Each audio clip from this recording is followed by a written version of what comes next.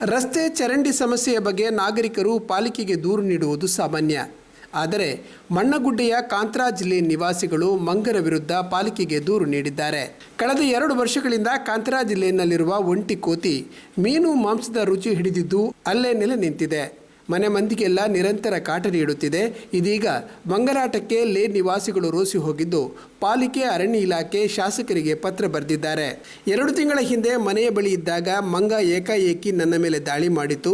ಇದರಿಂದಾಗಿ ನನಗೆ ಪರಚಿದ ಗಾಯಗಳಾದವು. ಬಳಿಕ ವೈದ್ಯರ ಬಳಿ ಚಿಕಿತ್ಸೆಗೆ ತೆರಳಿದೆ. ನಿರಂತರವಾಗಿ 12 ಇಂಜೆಕ್ಷನ್ ಚುಚ್ಚಿದ್ದಾರೆ. ಕೋತಿಯಿಂದ ಎಚ್ಚರವಾಗಿರುವಂತೆ ವೈದ್ಯರು ತಿಳಿಸಿದ್ದಾರೆ.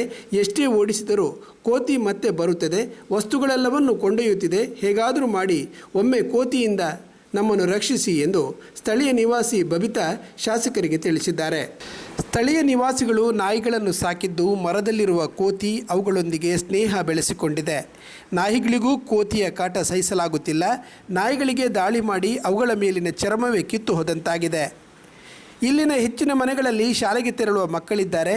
ಬೆಳಗ್ಗೆ ಹೊರಡುವಾಗ ಮತ್ತು ಸಂಜೆ ಮರಳುವಾಗ ಕೋತಿ ಕಾಟ ತಪ್ಪಿದ್ದಲ್ಲ. ಪೋಷಕರಿಲ್ಲದೇ ಇದ್ದರೆ ಕೋತಿ ಮಕ್ಕಳನ್ನು ಅಟ್ಟಾಡಿಸುತ್ತದೆ ಎಂದರು. ಆರಂಭದಲ್ಲಿ ಮರದಲ್ಲಿದ್ದ ಮಂಗ ಬಳಿಕ ಮನೆಯೊಳಗೆ ಪ್ರವೇಶ ಆರಂಭಿಸಿದೆ. ಮಂಗನಾಟದಿಂದ ರೋಸಿ ಹೋದ ನಿವಾಸಿಗಳು ಸ್ಥಳೀಯ ಪೊಲೀಸ್ ಠಾಣೆ ಅರಣ್ಯ ಇಲಾಖೆಗೆ ಮೊರೆ ಹೋಗಿದ್ದಾರೆ. ಪಾಲಿಕೆಗೂ ದೂರು ನೀಡಿದ್ದಾರೆ. 2 ವರ್ಷದಿಂದ ಕಾಟ ತಾಳಲಾರದೆ ಇದೀಗ ಶಾಸಕರಿಗೂ ಪತ್ರ ಬರೆದು ಮಂಗನನ್ನು ಸೆರೆ ಹಿಡಿಯಲು ಮನವಿ ಮಾಡಿದ್ದಾರೆ. ಇದೀಗ ಅರಣ್ಯ ಇಲಾಖೆ ಸಿಬ್ಬಂದಿಗಳು ಸ್ಥಳಕ್ಕಾಗಮಿಸಿ ಬೋನು ಇಟ್ಟು ಬಲೆ ಬೀಸಿ ಮಂಗನನ್ನು ಸೆರೆ ಹಿಡಿಯಲು ಮುಂದಾಗಿದ್ದಾರೆ.